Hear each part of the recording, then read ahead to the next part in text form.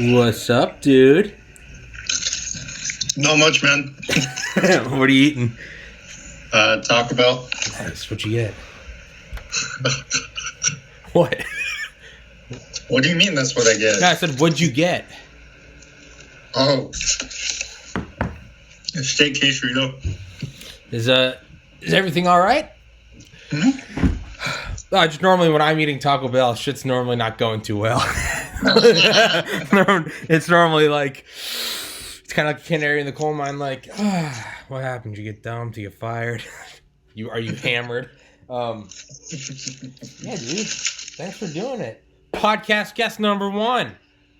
First ever. For that, I am forever indebted, my sir. Do you know that behind the NASA guy, the guy that knew Bob Lazar, Yeah. and behind the Mel Avon, the young woman, the power lifter. Actually, no, I think, is it?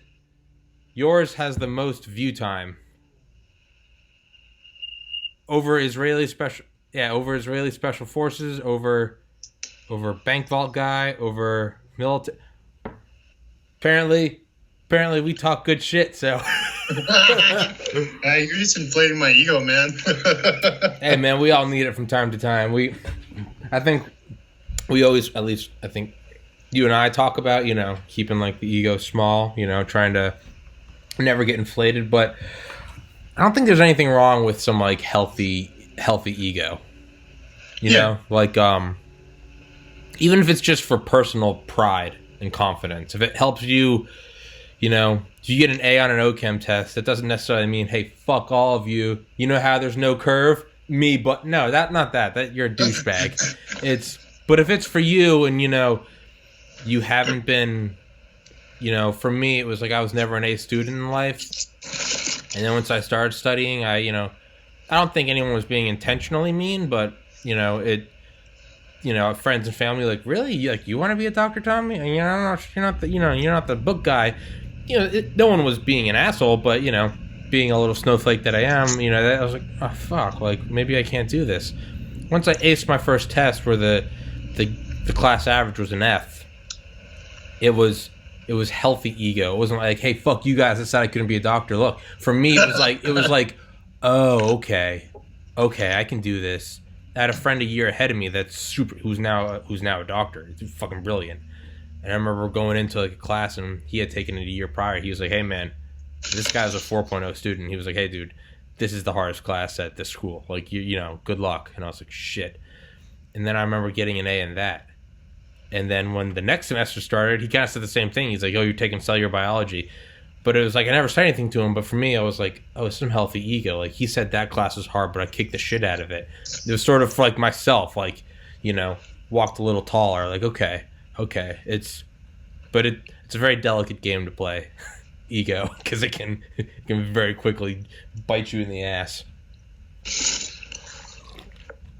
But so, where is it? So my local where did I put it? The gym I go to has all these different energy drinks, and I, being pre-med in college, as I've consumed every form of caffeine there is. Haven't consumed caffeine in a while, but I saw a drink they had called Bucked Up. Literally, like fucked up, or bucked up. And I was like, oh, that's cool. And the guy was like, yeah, I don't think we're gonna like order it anymore. Like, it's not moving as well. And I was like, what? So I got like a non-caffeinated version. I tried it. It was really, really good. I put all carbonate. I'm a little pussy, so I have to put all carbonated drinks on like ice, because it gets rid of the carbonation so I can drink it because I'm a bitch. But it tastes really good. And I was like, damn, that's really... I was like, they're getting rid of it. And he was like, yeah, man, just, I don't know, go to their website if you want to order some. And I was like, all right. And then I was thinking, like, I need to get sponsors for this podcast, because I'm not monetized yet on YouTube. I want to get monetized, but I also don't want all my eggs in one basket, because it's... at any point, YouTube can be like, oh, wrong think. No more. You've been thinking too much, buddy. Yeah. Exactly. And, don't criticize China or whatever. And so I'm just thinking, like, ahead of time, like, I need to diversify. So I messaged them, and I emailed them. I was like, hey, because I was like, how am I going to get sponsors? Because if every other word is like fuck, motherfuck, fuck, I was like, this might be a little difficult, you know. Joe Rogan can pull it off, but he's Joe Rogan. He can swing his dick around. I'm not. And I was like bucked up. I was like, if that's their company name, they've got 500,000 followers on Instagram. Like they have sales. They sell different gyms. Like they're clearly a corporation that is working, and they're not owned by anyone. It's not like they're part of GNC. GNC sells their shit. And I was like, okay, so this is clearly a corporation that has succeeded, and their name is bucked up. So like clearly there's a sense of humor, or there's something that they're okay with language. So I was like, hey, will you guys sponsor my podcast? And they're like, get back to me immediately. They're like, we don't do sponsorships. I was like, fuck. But they're like, and I'm still talking to them, but they might do a thing where I can do like a coupon code with my podcast, TPC, and they'll just give people free shipping on shit. And yeah, and I don't know what I'll get, or if I'll just get free drinks. But yeah, not yet. So, you know, I'm not gonna give them any free plugs now because I haven't gotten anything yet. But yeah, dude. So I'm kind of healthy ego boost. I'm kind of like, okay. Because yeah, I was like, I'm gonna do sponsorships, and everyone I knew was like, dude, your podcast just sounds like it sounds like a bunch of sailors. Just first 10 seconds, it's like, sup, fucker, like it's. But yeah, so yeah, I'm gonna do that, and I'm gonna start messaging some like veteran-owned companies because I figure like they're not pussies. Like so, yeah. But yeah, right. Well, it's like Black Rifle Coffee. Nowadays everyone's like, don't put guns up on Instagram. People, the image will be blurred out, and you'll click on it, and it'll just be a picture of like a chick with a gun. You're like, what? And it's like, this may be sensitive to some audiences.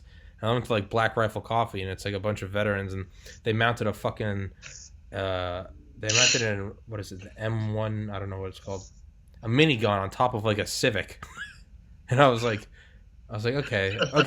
So like, I'm finding these veteran-owned, or like another veteran company. It was just like, it was a shirt. It was just a shirt, and it just said "Squirters Welcome," and I was like, all right. I was like a little crude, but not crude, crap. I don't know if that's the right word.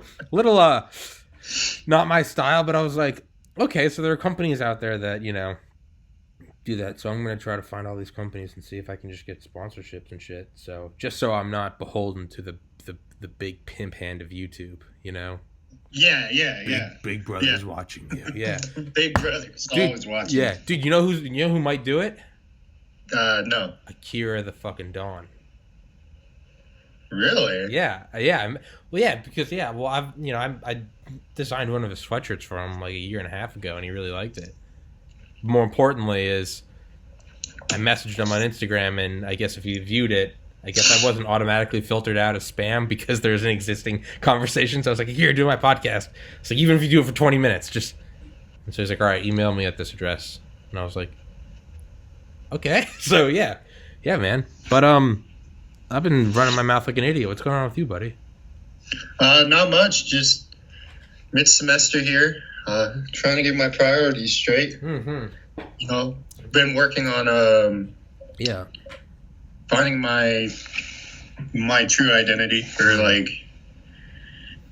going through that phase where you go from child to adult. You really learn who you are, and you learn about your quirks, and you learn to accept them. You learn all sorts of really neat, cool things about yourself. So I've kind of been going through somewhat of like an existential crisis these past couple months. At first I thought it was depression, but then I realized I think too much. I'm always questioning, why are we here? What do we know about aliens? I'm always asking those questions, So finally, it kind of came to a point where like, I was questioning my own identity, and it's like, okay, well,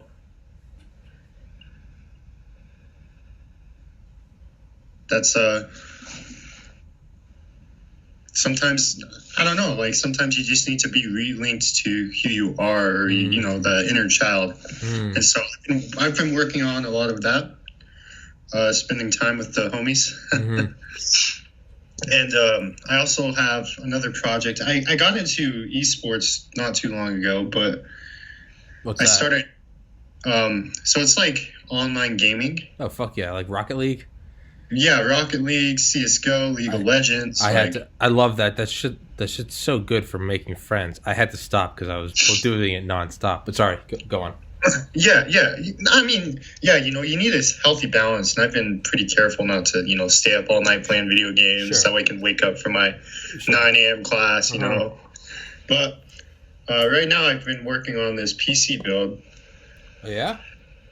Yeah, so I had an older build, a pre-build that I bought for my brother for like $500, but around this year, it really started to show its age. Mm. So I decided to buy, one part at a time. So over the past couple months, I bought a graphics card, a processor, this and that. And yesterday I got the case. Today comes the power supply, and then once that's all done, I just got to power it on. Fuck yeah, dude! Two of my best friends that one guy I've known for more of my life than I haven't. They build PCs and they've got sick fucking rigs. And whenever I go up to, I'm going up next weekend to play some video games. But whenever I go up, and they're always like, "When are you gonna?" And I'm like bitching about like brand new MacBook, but it overheats when I'm like processing videos, like to upload the podcast. They're always like, every time I go up, they're just like, "Build a PC, bitch." And, well, I mean, but it's true. It's that much video editing. It's true, yeah. Well, the thing is I'm not making any money off of it yet, so I can't really, Yeah. I got this for graphic design courses, so it's kind of I'm using it for podcasts as well. Yeah, no, but I mean, it is true. Macs are great for creativity. People are always like, you don't need an iPad unless you're like designing shit. Well, as you've seen, like a lot of like artwork and stuff I do is design, and Mac beats PC 10 days out of 10 days. But for something where it's like it's just all about screen record and process, like equalize the audio basically so it sounds like we're in the same room. For something like that, yeah, no, there's really no need for a MacBook. Like I kind of just want to get like a fucking hoss of a PC, just like a tank. But if you don't mind me circling back to it, so what all have you been doing to sort of find yourself? Because I completely agree. Sort of, I would say when I turned 20, the day I turned 20, and my dad dropped me off at the frat house my sophomore year. That's when I started getting A's for the first time, because it was also the first time that I started, I had stopped meditating for a year and I started again. And it all kind of happened they're all intertwined storylines. Starting to meditate again, starting my 3-year journey of going from a failing GPA to getting into medical school, and really finding myself. And that's also, like you said, it was terrifying, because I started to realize, like, okay, do I really like drinking, or have I been doing it for so long and there's this momentum? Everyone I know does it, everyone I love does it. It's what we do what do you do on Fridays? We're in college, we drink. Like, is it that, or is it something I truly like? Like in a neutral environment, in like a control setting, think like experiment, like controlled variables, and if I had no external inputs, would I drink? And that's one thing I started to realize. I was like, I don't think I like it, but I'd still do it. For 3 years, but it's what you were saying. I mean, it was kind of terrifying, because as I was like, I would meditate more and more, and I'd be like, that's what gave me sort of the courage to start studying. Friends were like, well, what, you going to go to the library? And it took me a while to be like, yes, like that's what I want to do. Why don't you go out drinking? And I realized, like, because I love waking up early, exercising and meditating, and taking a cold shower. Oh, you freak. Like, okay, fine. Yeah, let's go drinking. But now I'm 29, and you're saying, that you enter adulthood and then you start to discover yourself. Dog, I'm 29, and I've said it before. I think my 29th birthday, August 7th, I think since there until now is the first time in my life that I've ever truly felt like I'm me, and I'm doing the things I do because it's me. Not till 29.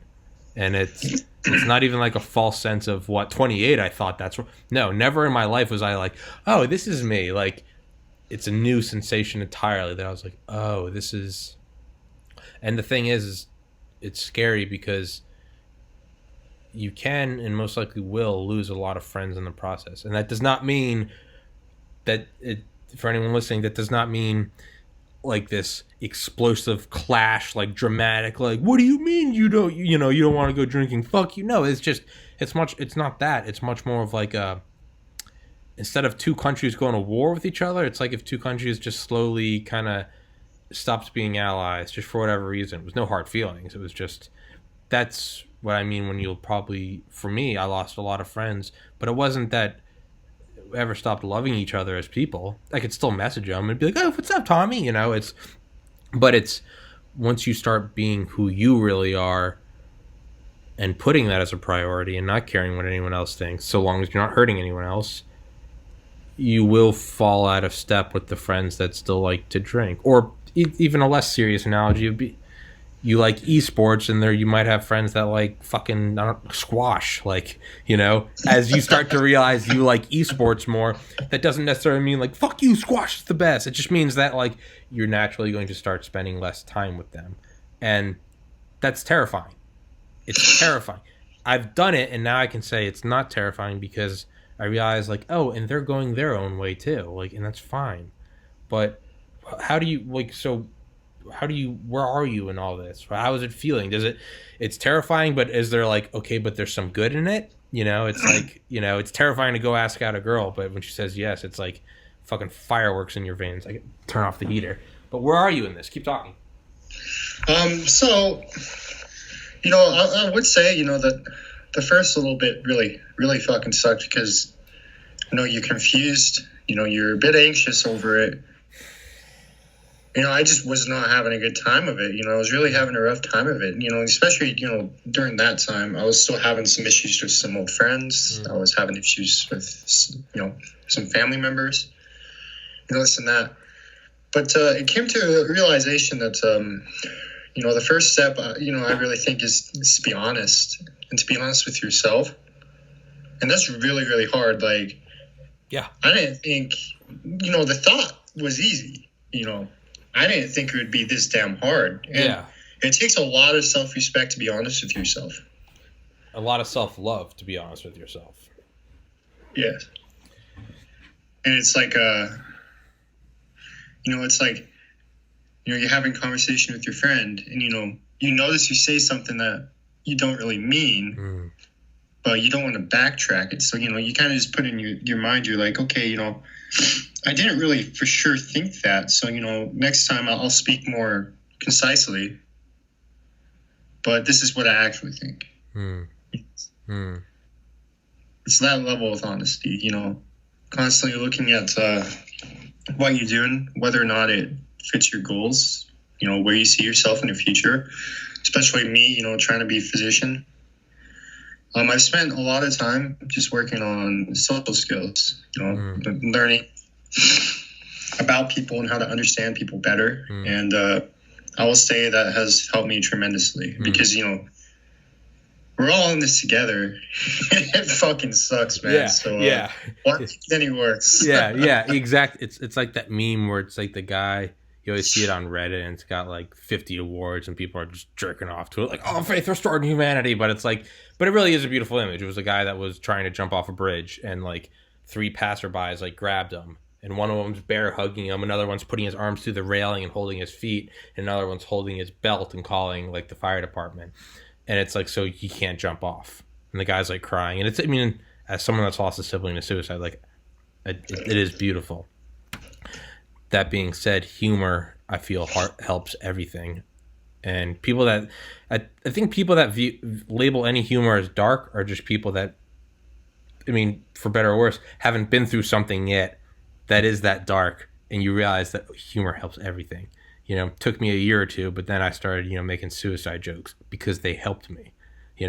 My friends that have served in the military, they make jokes about like, losing friends or, firefights or having, being deployed and having your spouse cheat on you. Like, because the humor helps them. And for someone that hasn't been deployed or served, like when I view that as dark humor, it's like, oh, I just haven't been in that spot. Hopefully never. But that being said, it goes back to what you said, this thing sucks. We're all in it together. The meme is like everyone holding on, and it's like suicide prevention, and it's got like a little speech bubble from one of the guys. It's like, you ain't getting out of this hell. Like, we're all in this together. Like, you can't leave. And it's the guy like, no, let me jump. And the other guy's like, no way, bitch. We're all in this shithole together. Like, no one's copping out early. But yeah, it's what are you doing to improve or work on or interact with like social skills? So I work in retail. Mm-hmm. So, that's part of it on its own. I've definitely came a long ways when it comes to dealing with people, especially angry people, mm-hmm. Just from there. And, I think it's just experience and being exposed to, these highly social situations. Growing up, I wasn't that social. I wasn't, I think I'm somewhat of a natural extrovert, mm-hmm. but I come off introverted. Mm-hmm. But we also have our friend group. There's like 10 of us, and 4 of them are my roommates. Mm-hmm. And so we're constantly doing something. Tonight it's playing basketball. Mm. Yesterday I was watching anime. Mm-hmm. Always doing something. Yeah. And through them I've interacted with plenty of other people too. Mm-hmm. So. Mm-hmm. Fuck yeah. And have you started any meditation or continued with it? Yeah, I have Headspace on my phone. Okay.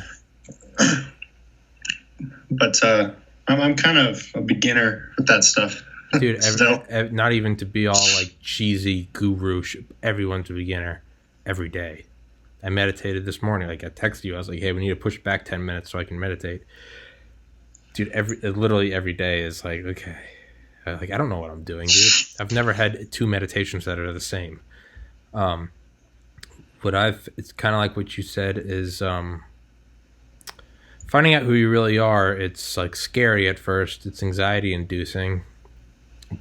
But there's a reason you're not just doing it to torture yourself. Like there is like something you're going for. Like we work out and diet not because it feels good, but because it feels good after. Post-workout endorphins feel great. Dieting and seeing like, more definition in your face or like your shoulder, that feels good.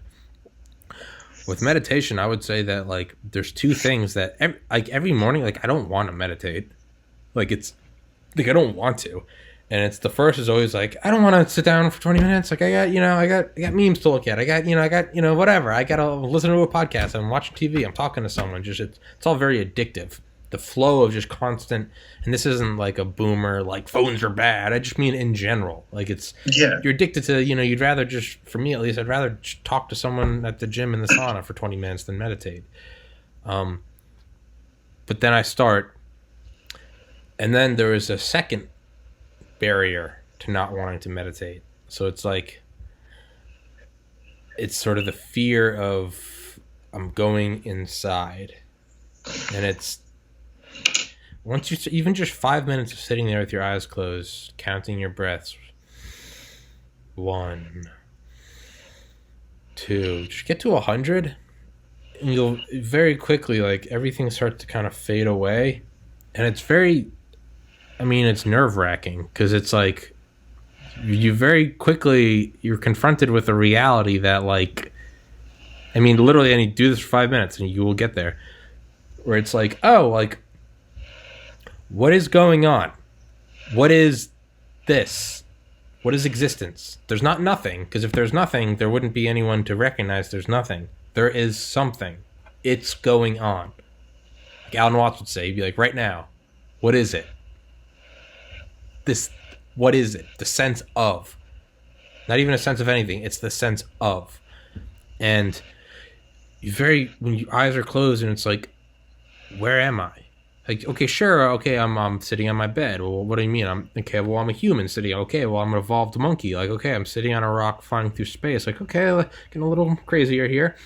But then it's like, but even above that, like, what I don't know for sure this is real because every night I have dreams that I'm pretty fucking sure are real. And, it's like what Joe Rogan said, and there's one of his old ones I used to listen to in like 2012 is he'd be like, we don't think things are real unless we can knock on it. That's real. He's like, but how do you not know that knocking on it's part of the dream? You have a dream every night that you think's real. And so you're like, okay, well, am I a monkey on a rock in space? Like, is this just another? The only thing that is for real and that is undeniable is it's going on. There is thisness. Does that make sense? It's isness. There is not nothing because I am sensing something, and it can wig some people out, myself included. Maybe it's only maybe I'm just an anxious dude, but you're sitting there and all of a sudden it's like, oh, now. So at first it's like, okay, I don't want to meditate because I don't want to sit down and focus, just like you don't want to go to school. I want to play video games. I want to look at memes. I want to jack off. Like, I want to go sit in a hot shower. I want to eat cookies, whatever. And that's just because, like, you don't want to do the work. Yeah, it's lazy, whatever. But then there's the second tier of all of a sudden it's, oh, that stuff is all so much simpler. It's so much easier. There's no fear involved. It's like, I would say that starting a podcast or learning graphic design, I would say that's far more difficult for me to get than, not for anyone else, I don't want to shit on it, than getting into medical school. Because getting into medical school is difficult, but there's a set series of shit you got to do. You got to take this course, to take this course, to take this course. You got to shadow doctors. So you got to volunteer at a hospital. You got to publish research. You got to get some letters of recommendation, blah, blah, blah, blah, blah, have some leadership positions, write a flowery letter, put on a suit, and go bullshit your way and get it accepted. But it's still a path. Mount Everest is hard to climb, but it's still a mountain with a path and Sherpas. And it's difficult, but you can do it. Running a marathon's hard, but ultimately it is a set path. When there is no path, that's a whole new dimension of insanity. And there's no goal to go to either. And that's what I find in meditation, because now you're in there, just 5 minutes in, you're in there, and it's, what is going on? What is anything?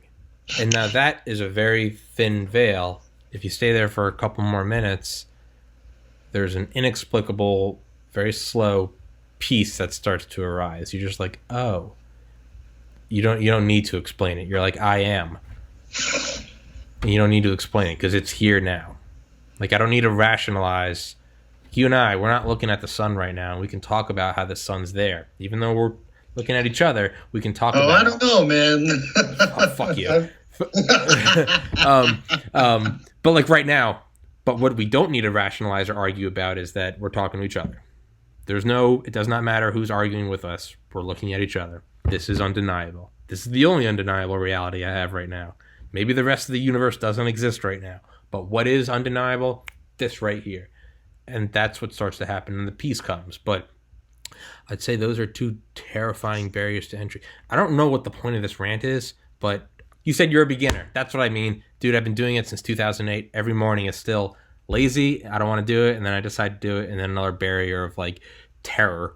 Oh, not to mention when you're in there and your eyes are closed and you're not thinking about anything, there's all this free room for everything to pop up, like, you gotta lose some weight, buddy. Like, ooh, you're still single. You are striking out with the girls. Like, what's this podcast doing, man? You haven't made any money yet. Like, what are you doing, bud? You're 29. You live at home. It's just like the demons there's nothing between them and you. They're just circling around you. They're banging cymbals. They got a megaphone. But the longer you stay, the more they fade away. So I don't really know where the fuck I'm going with this, man. But yeah, so I don't know. Meditate. All right, Tommy, I'll do more meditation. Okay, it's like, all right, asshole. You could have just told me. Yeah. Yeah. But I was gonna say you've already had experience with finding your true self, because you were planning on being a researcher for a long time, and you decided not to. That is in itself the same process you're going through right now. The slow truth, the realization, the respect and love for yourself to have that truth, and then finally, the hardest part, making the leap and going, I don't want to do that.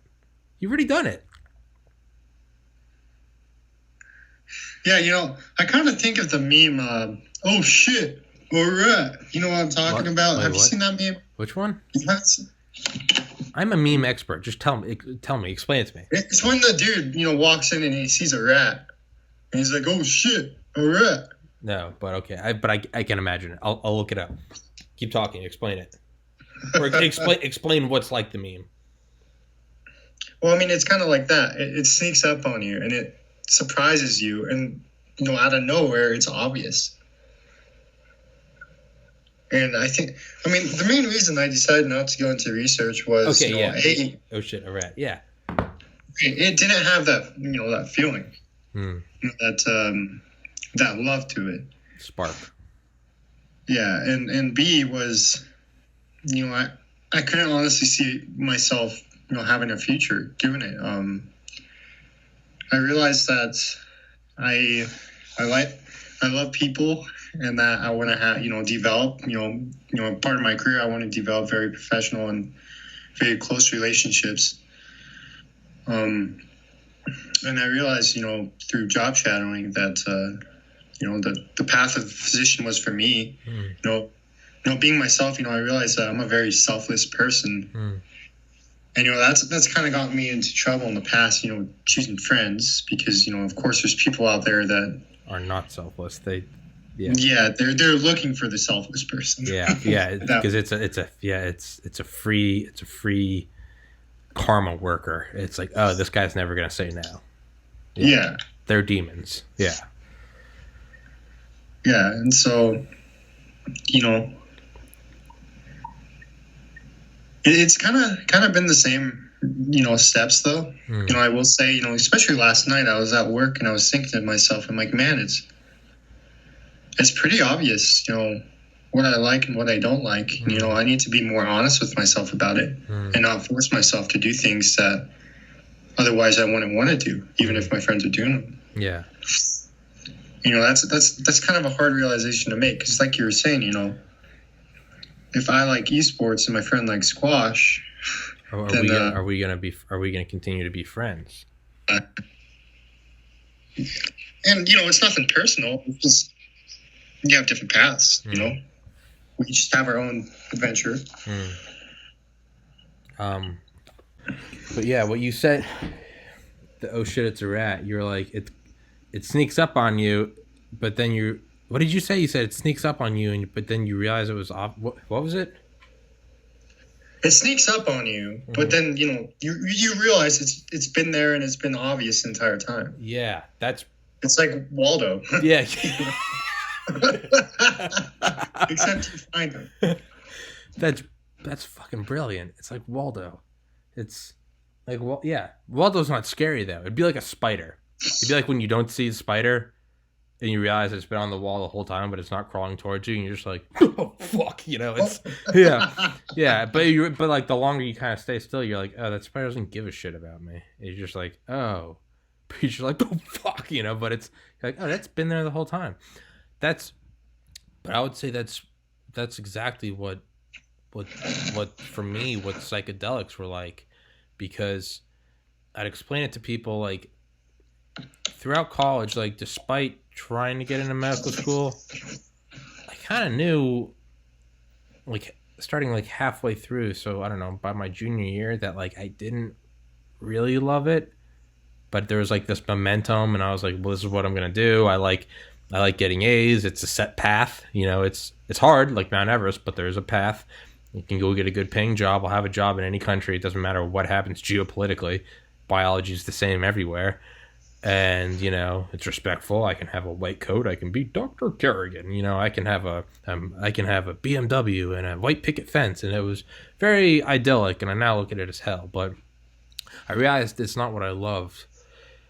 And it wasn't until I took psychedelics I realized I was like, oh, it's just not what I love. And when I tell it to people, they're like, well, what do you mean? Because you're saying that you knew it for forever. And I'm like, I've never been able to explain it. It's almost like, like Waldo, but it's almost like you're searching for your keys and you realize they've been in your pocket. You're like, oh, like, okay. Or like an optical illusion. When you're staring at an optical, it's like, do you see the second face? And you're like, no, I don't see the second. And then finally, after 10 minutes, you're like, oh, there it is, but it's been there the whole time. That's for me what psychedelics were like, because I think you have to go into it with a desire to find something. Psychedelics can by all means be just recreational, like, hey, let's go take them and walk into the woods and, feel the sun rays on our skin and, watch squirrels run around like some little Disney fairy tale. Like, yeah, no, that's fine. There's nothing wrong with that. I've never taken them at like a show or something, but I'm sure they're great to go see something like Fish at or Grateful Dead or something, like, Yeah. but for me, like, I went into it, I was like, I just want to like find out, like, I don't even know what I want to find out, but there's like something I want to find out. There was some knot in me that I wanted to untie. And it's literally taken me, that was 2013. I've never been able to explain it before, but until this morning, you literally were just like, yeah, it's always been there, but it like surprises you. That's the best way to describe it. Psychedelics, it's like Waldo, it's like a spider that you're, oh, fuck, or the optical illusion. And it can be something like the optical illusion where it's, oh, it's amazing. Or it can be Waldo where you're like, I found it. It can be happy. Or it can be a spider where it's more often than not, it can be like a spider where you're like, oh shit, it's scary. It can be scary. Oh shit, I don't want to be a doctor. But nonetheless, whether it's a spider or a Waldo or an optical illusion, it doesn't matter what the path is to get to the truth. If you can get it, you get the truth. If you can, once you get that, like, that's 99% of the battle. Then you just got to act on it. It's what do you think about? I don't know. Or if we just want to completely segue, what studies do you know? Because I know there are tons of studies, and it's getting more and more acceptable in the medical community. What studies do you know of, or what studies do you think are on the horizon with psychedelics? MAPS, the Multidisciplinary Association for Psychedelic Studies, or there's a lot of shit going on at Hopkins. There's stuff being approved for MDMA to be used for veterans with PTSD. There's I've never done MDMA, but there's end of life studies with LSD and psilocybin, where it's terminal patients. It's not like, oh, this might save you. It's no, like, you're gonna die, but it's acceptance to sort of, you're going over the threshold to the great unknown. And apparently there's like overwhelming success of people like, okay, like, I have cancer. I've got like a month. Okay. And it's just like an inexplicable piece. And kind of like we talked about Waldo, none of them talk about like a message like, oh, I talked to God and I saw the infant. No, you can't describe it because you're like, I didn't see anything that I haven't already seen before. It's just, there's Waldo, Yeah. So, man, I surf. One personality trait I have is, the bookkeeper trait, which is, where you just like to learn about different stuff, basically. It's just who I am.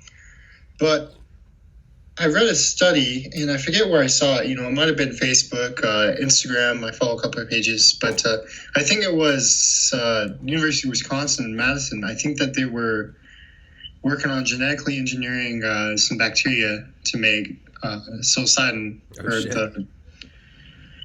the drug of mushrooms. Yeah, psilocybin. And apparently, there's a lot of it's looking bright for using that to treat depression and PTSD and that kind of thing.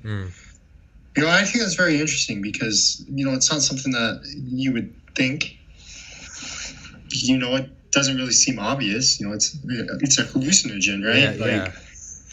But, apparently, they've seen success in it. And, I've heard stories of friends, take mushrooms and then they say, oh, it cured my depression. It, made me realize, this or that. Yeah. And it's crazy. That's absolutely insane. And it's a miracle. I don't really understand it. I know with acid, I think it's like the substrate, it binds and then it gets stuck in the protein because the overhanging lid can't really close, and so it keeps making that conformational change and keeps activating the pathway. So you just get serotonin after serotonin hit. But I've never read anything into how mushrooms work. Yeah. Or how psilocybin works. The only thing I've ever seen with psilocybin is like an fMRI, a functional magnetic resonance, for like a live look at the brain for anyone listening.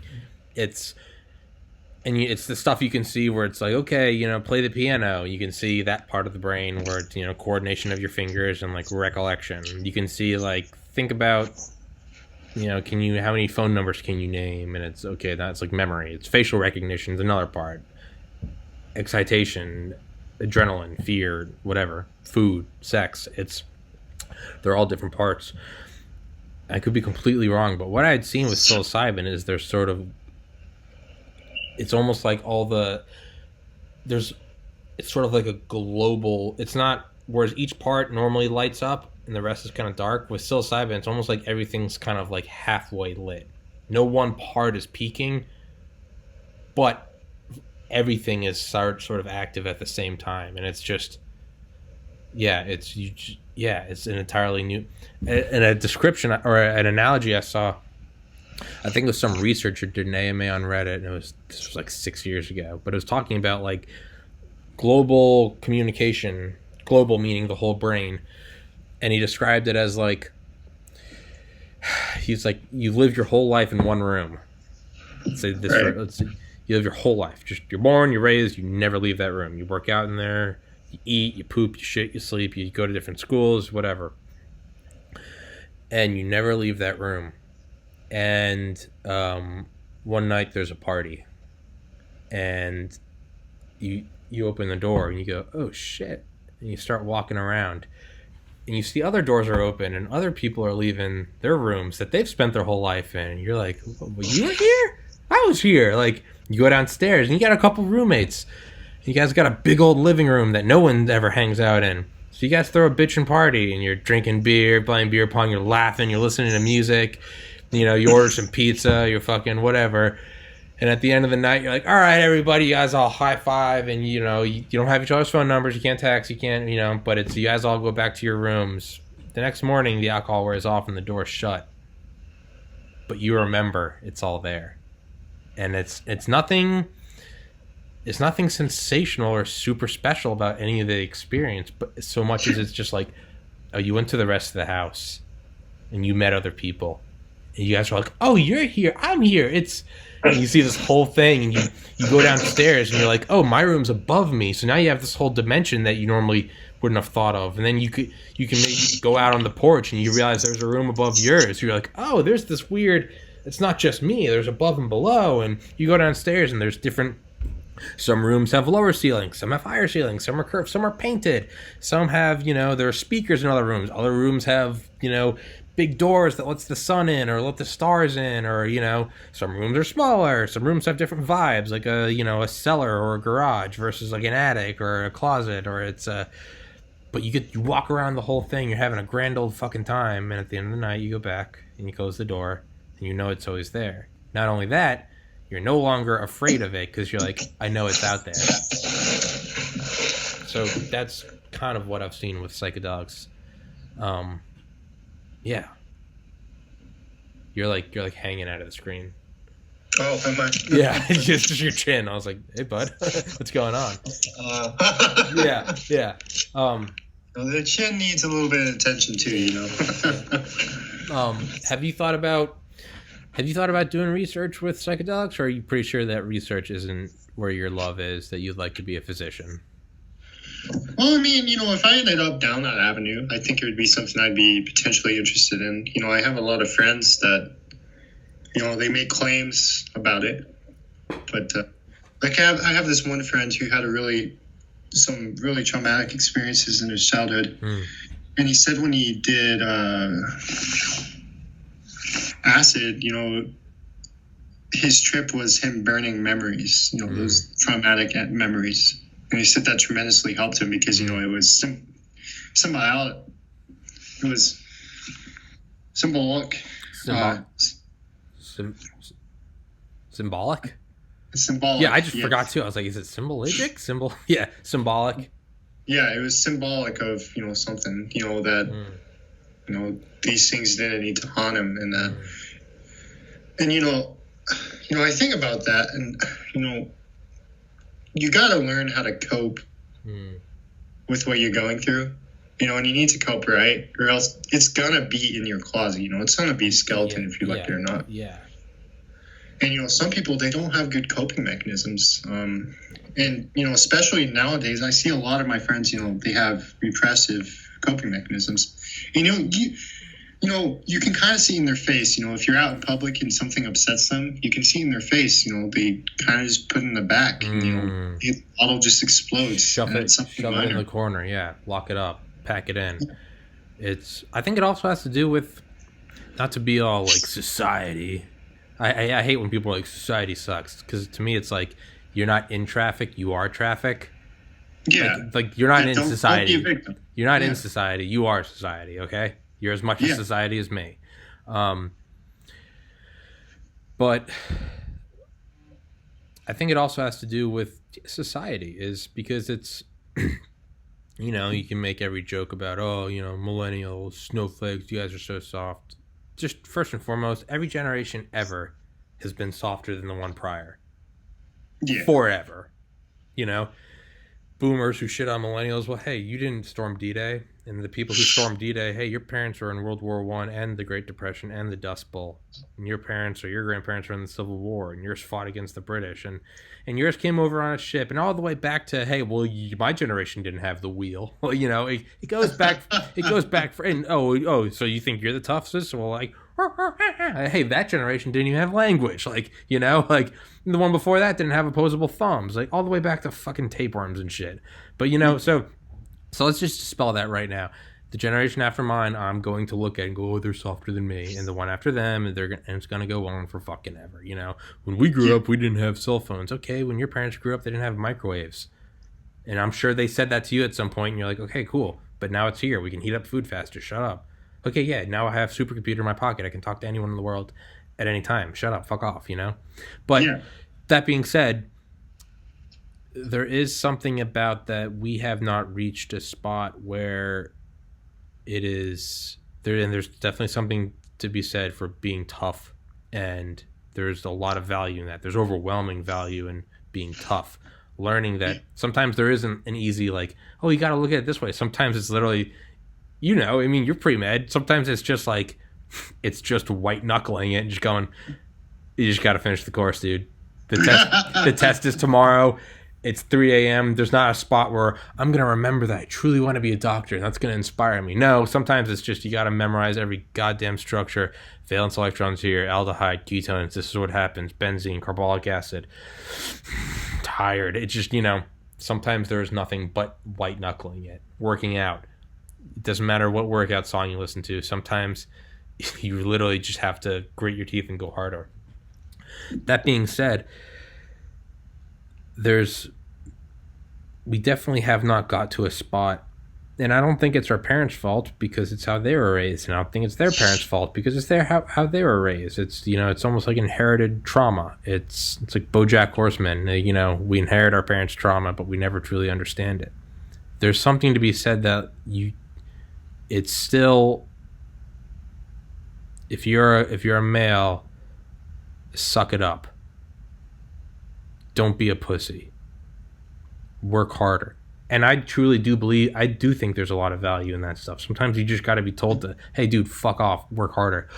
Yeah. On the same side as someone that's lost a sibling to suicide,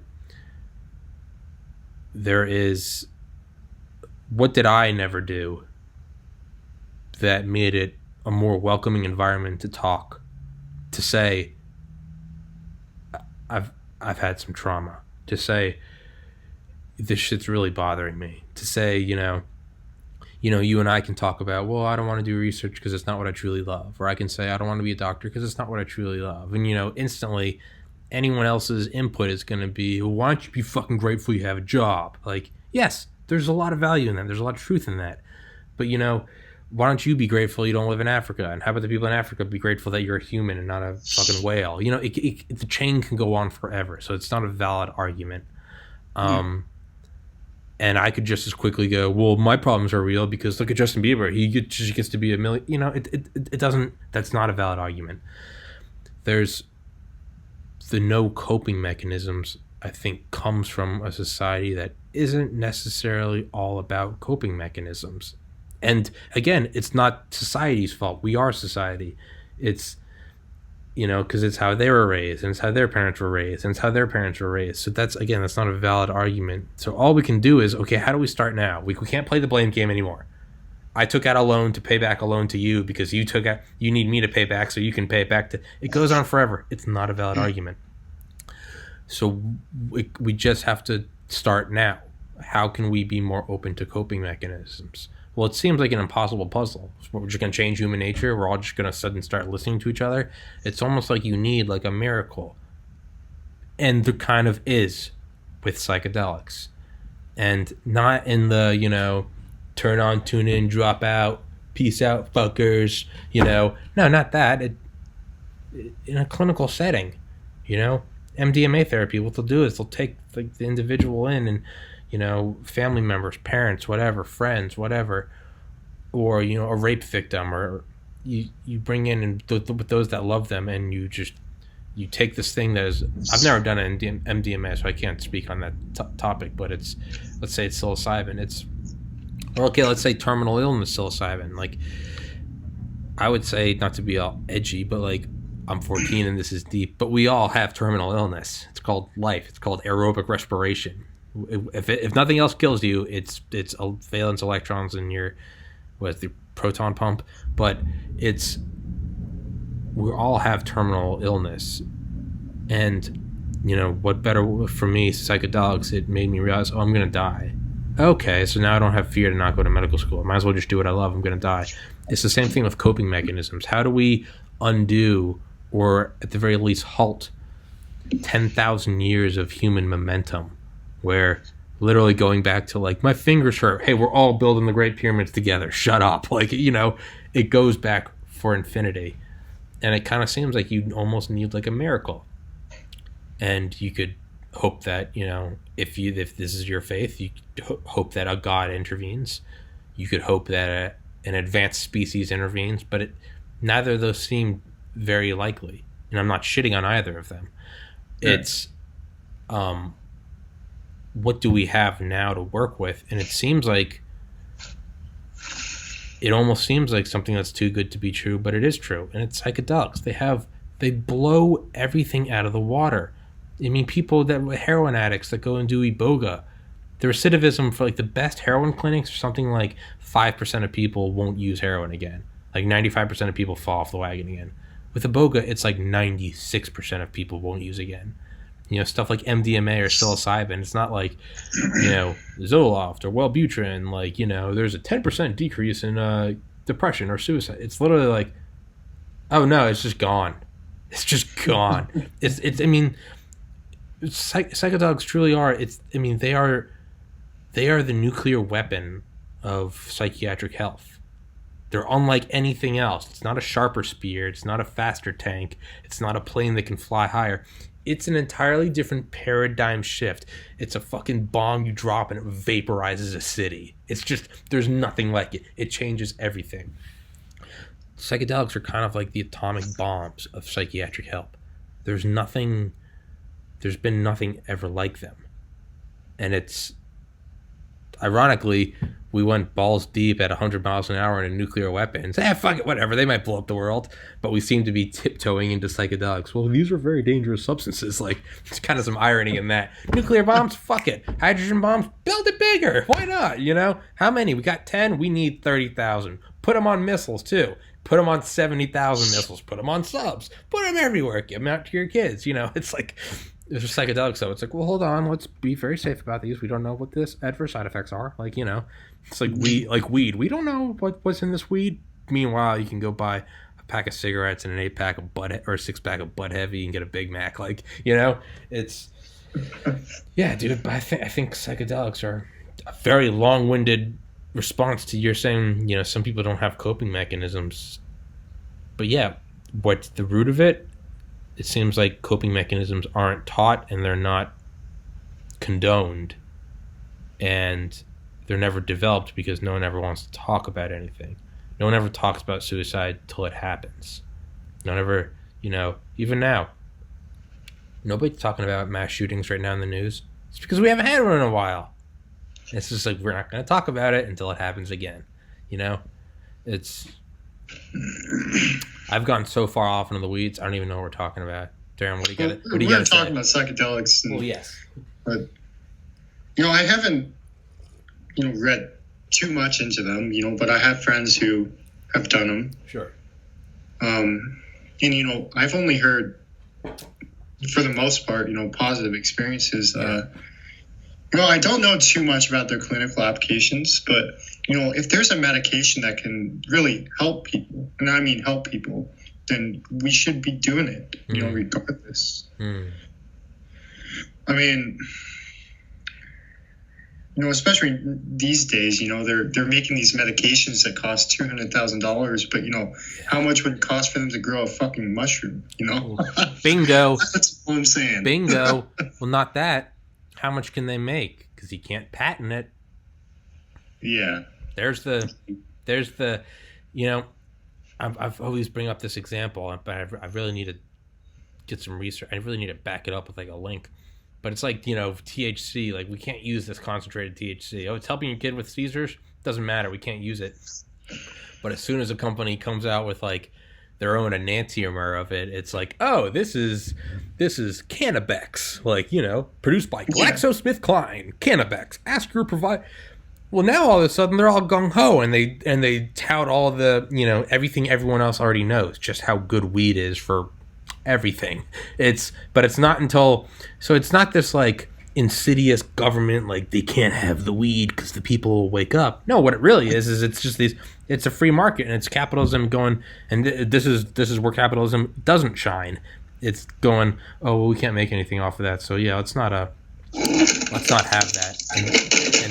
And then GlaxoSmithKline comes out with Cannabex, and all of a sudden, oh yeah, look how and they start listing all the stuff that you can find right now anyway, which is weed. I think it's going to be the same thing with psilocybin. Psilocybin, knock out. I'm not a physician, so I don't know this for sure. But think of, what? Zoloft, Wellbutrin, Effexor, drawing a blank. Every other fucking antidepressant, SSRI. And it seems like those would knock out everything, and they can't have that because that's where they're making money. But if they could make psilocybin brought to you by Pfizer, then we might start having it. They're gonna go, well, look how much more effective this is than every other drug. So it almost seems like that's the trade-off. Is like, and I've thought about this a lot. If you can't tell, the trade-off is gonna be these big pharma corporations aren't gonna start selling it and using their networks of dispersal of getting them into clinics, getting them into stores, Rite Aids, CVS's, putting commercials up, which they have an incredible ability to do. We have an incredible drug dealing ability as a nation, and it's a great thing. I'm not shitting on that. It seems like they're not going to get out. We have these established networks, and we have these drugs, THC, psilocybin. How come we're not doing the two, which is what we're bringing up? How come they're not happening? And it's because they can't make any money. So I think the trade-off is going to be, you're going to have to tell these we're going to have to meet halfway. It's not just this idyllic, like, psilocybin and THC for everyone. Fuck the corporation. That's, sure, it sounds great. It sounds great when you're in fourth grade. It's not how it happens. It's not how it happens. Look how hard it is for Tesla to get their cars into certain states. A lot of solar panels are still banned in Florida, the Sunshine State. So that's not reality. You can bitch about it all you want, but let's deal with the facts. And the facts is you might have to concede to these corporations to say, okay, you can make psilocybin and you can charge $50 for a month prescription, which is bullshit. Or Cannabex. Okay, what the fuck? I can go get a gram for $10. Well, no, this gram's $100. But I think what's going to happen is, and I talked about this on another podcast, is if we can let that happen, if we can make that concession, then what's going to happen is, just like any other drug, during finals week, it doesn't matter if you have an Adderall prescription. Go to any campus, on any library, or any frat house during finals week. Go there with $20 and, and a good attitude, and you can leave in 20 minutes with a pocket of Adderall or Vyvanse. It's everywhere. You don't have a prescription to anxiolytics or painkillers. Go to any street corner, go to any college town, go to any dorm, $20 and a good attitude and be able to talk to people. You can leave there within an hour with the drugs you want. So what's going to happen is you're going to have all these same unofficial pathways of dispersal: dorm rooms, libraries, frat houses, street corners. But now, instead of slinging Xanax or Valium or Adderall, what if you're slinging psilocybix and Cannabex? Well, what's going to happen is those same pathways, they're going to get to more people than would have ever done psychedelics before. And we sort of have to have that this is bullshit middle step of corporations are marking up a ton of money. But I think the long con will be more people do. And once you get an enormous amount of people doing it, once you get like just like alcohol, well, that's when you're going to see some changes that right now seem idyllic and romantic. But once you get psilocybix, at any bar, fuck it, let's try this. We do coke every night. Let's try this. We've, spring break, whatever. And you're expecting to just have a normal time, and instead you sit on the beach all night looking at the moon, and you realize how much you love everyone and that you just want to help people. Like, when you have that happening now, not only that, but what happens when what happens when the Elon Musk motherfucker, who, not this defamation, so I can't say that. Let's say just an innovative billionaire, or all these celebrities and all these politicians, they have Dr. Feelgoods, the people that write in prescriptions. Well, what happens when they're like, yeah, fuck it, I'll try psilocybix, like whatever, you don't want to be Heath Ledger and overdose on Valium, so they try something else. Well, what happens when you have people in power with the ability to make policy and truly restructure society? What happens when their pill pusher decides to toss them a psilocybix? And now all of a sudden you've got Bob, who's in charge of inner city single parent housing, and all of a sudden he trips dick one night and he realizes just how much suffering there is, and he and 10 other guys who are in charge of this, and they've been embezzling money for 10 years, and they go, let's stop. And it sounds all idyllic until you try mushrooms and you realize that's exactly the kind of shit you feel and realize. And you see yourself in the eyes of everyone else. You see every suffering person, and you see your own face. Well, then it starts, you get to CEOs and shit. And then you have these people going, oh, maybe let's not price gouge this.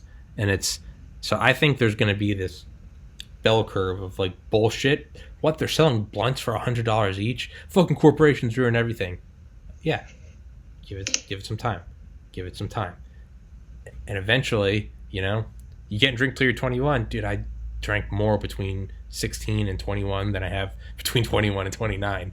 Eventually it's going to be psilocybix, Cannabex, LSD 3D, whatever. Just some, DMT trademark. So the snake is going to eat itself.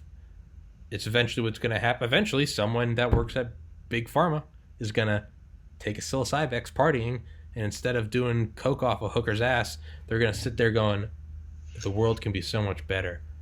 It's poisoning the water supply, but it's poisoning it with love. It's 12:45. You said you got to go then, so I don't want to hold you for work. Oh, yeah. Better get going soon, yeah. But thanks for having me, Tommy. Dude, thanks for coming on, dude. You're the original guest. You always can walk the fuck on. What we texted about, and what will obviously stay private, my brother, you've made tons of progress, and it's visible, and I'm very happy to see it. Come back on, man. Don't be a fucking stranger, dude. It's been episode 1 was December 12th. Today is February 15th. 2 months and 3 days. That's too much of a gap between episodes, my friend. Oh, you're right. Other people have been on. I've had one guest on that's been on 5 times now. An author's been on 3 times. Israeli Special Forces. What? Rob? Yeah, he was my older brother, one of my deceased older brother's best friends. Yeah, it's and JP, the drone operator. He was another one of my brother's friends, and they're friends, and they're both coming on actually after this. We're having shit, and they haven't hung out since like my brother's funeral, so it's literally gonna be a merry old time. But yeah, man, don't be 2 months 3 days. That's way too long for my guest number 1. When my podcast blows the fuck up, you're gonna be guest number 1. All right, I'll make sure to schedule more podcast dates with you. Yeah. And dude, like, just text me and ask me, and like I've done before, I'll screenshot you my calendar.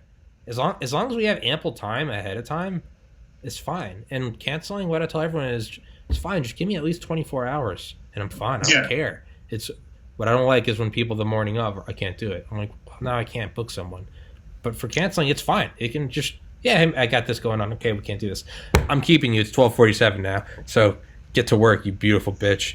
And shoot me a text, man. Let's reschedule one, all right? All right. All right, brother. All right. Peace.